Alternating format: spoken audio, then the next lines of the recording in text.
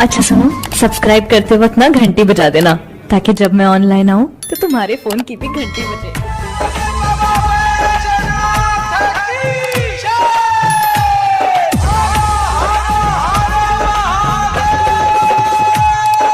बाबा धाम जाने वाले सभी कांवरियों को डीजे शशि हार्दिक अभिनंदन करता है और करता है। गाना रिकॉर्डिंग आशिक निश्चित है।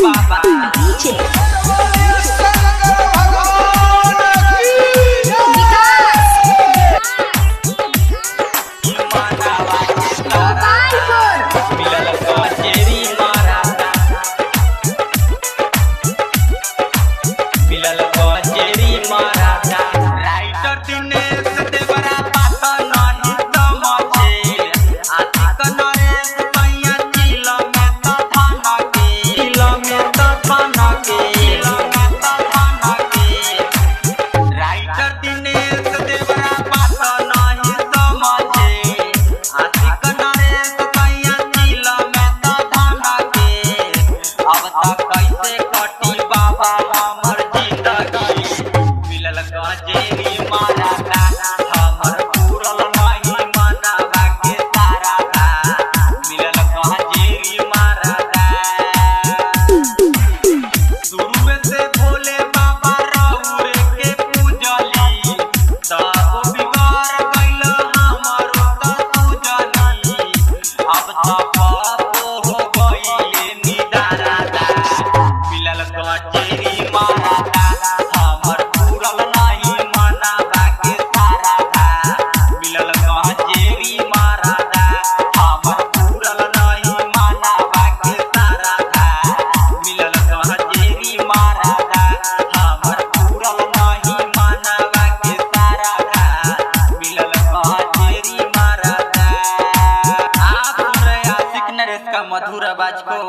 गाना अच्छा लगे तो दोस्तों लाइक और शेयर जरूर कीजिएगा।